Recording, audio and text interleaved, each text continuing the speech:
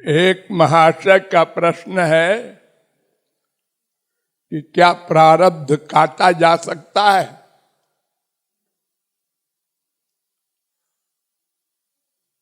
भगवान और महापुरुष सर्वसमर्थ हैं। कर्तुम अकर्तुम अन्यथा कर्तुम समर्थ है। जो चाहे करे, जो चाहे न करे, जो चाहे उल्टा करें। लेकिन नियम का पालन वे भी करते हैं। प्रारब्ध को भगवान भी नहीं काटते, संत महात्मा महापुरुष भी नहीं काटते, अपने प्रारब्ध को भी नहीं काटते, औरों के प्रारब्ध की बात कौन करे। बड़े बड़े ऐसे कुछ संत हुए हैं जिनको जल्दी जाना था गोलोक, तो उन्होंने अपने 50 साल के प्रारब्ध को 50 शरीर धारण करके 1 साल में काट दिया और गोलोक गए। लेकिन प्रारब्ध को भोगा, इसलिए वे लोग भोगते हैं संत लोग, उनको कष्ट तो होता नहीं प्रारब्ध के दुख का। बेटा मर गया, ठीक है जला दो, कॉमन। हा हा, जो हम लोग करते हैं ये सब तो उनको होना नहीं है। ये नष्ट हो गया, हाँ हाँ ठीक है, ये नश्वर तो है ही है, ठीक है।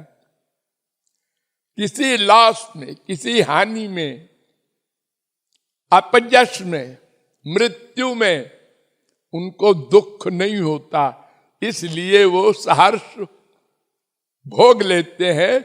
भगवान के नियम के खिलाफ कार्य नहीं करते और इसीलिए भगवान भी नहीं करते। नियम के विरुद्ध कार्य कि लोग आक्षेप करेंगे कि अपने पिता को बचा लिया, दशरथ जी को, अपने अभिमन्यु को बचा लिया श्री कृष्ण ने, और हमारा बेटा मर गया तो नहीं बचाया। ये किसी को बोलने का मौका न मिले, इसलिए भगवान अपने बाप को भी नहीं बचाते। अवतार काल में जैसा जो हो रहा है सब होने दे रहे हैं। ये पांडव महापुरुष श्री कृष्ण के परम भक्त, ये 14 वर्ष तक जंगलों में घूमते रहे, रोते रहे। राम स्वयं 14 वर्ष जंगलों में सुकुमारी सीता को लेकर सब नाटक करते रहे, प्रारब्ध को नहीं काटा, वरदान को, श्राप को नहीं काटा। तो काट सकते हैं। राम भक्त का करी न सकाही, भाव्यहु मेट सकै त्रिपुरारी। ये सब भगवान लोग, महापुरुष लोग कर सब कुछ सकते हैं, लेकिन हम लोगों को मौका मिल जाए टॉन्ट करने का, इसलिए वो ऐसा नहीं करते। प्रारब्ध भोगते हैं। ज्ञानी भुगते ज्ञानते, मूर्ख भुगते रोए, ये फर्क है। इसलिए प्रारब्ध को सहर्ष भोगता है महापुरुष, और हम लोगों को भी सहर्ष भोगना चाहिए। जब कोई किसी का मर्डर करता है तो उसको पता है फांसी होगी। अरे तुम मर्डर करने जा रहा है, फांसी होगी, मालूम है होगी, हो जाए, 4 भाई हैं एक न सही, ये सोच के मर्डर करता है वो, उसको पता है। तो जब हमने पाप किया है पूर्व जन्म में, तो उसका जब भोगने का समय आया तो हर्ष भोगो। पाप करते समय तुम संत की बात नहीं माना, शास्त्र वेद की बात नहीं माना है, हम तो ऐसे ही करेंगे। अब भोगने का समय आया तो हे भगवान माफ कर दो। जी हाँ, ऐसे ही माफ कर दे। कोई दुनियावी गवर्नमेंट भी नहीं माफ करती। हाँ, चाहे एक मर्डर किए हो चाहे 100, फांसी होगी। अरे राम, एक का ही मर्डर किया है मैंने, माफ कर दिए, दोबारा बिल्कुल, हाँ पक्का वादा। अरे हाँ ठीक है, एक बार फांसी हो जाएगी, दोबारा अपराध न करना। तो अपने ही किए हुए कर्मों का फल प्रारब्ध कहलाता है, उसको भगवान का प्रसाद मानकर भोगना चाहिए। रो के भोगोगे तो भोगना है, हंस कर भोगो तो भोगना है। तो भोगना ही है तो फिर रो के क्यों भोगो? हंसते हुए। कैसे हंसेंगे जी? दुख में ऐसे हंसेंगे कि अपने से नीचे देखेंगे। अपने से नीचे देखो। हमारा बाप मर गया, अरे उसका तो बाप और मां दोनों मर गए हैं।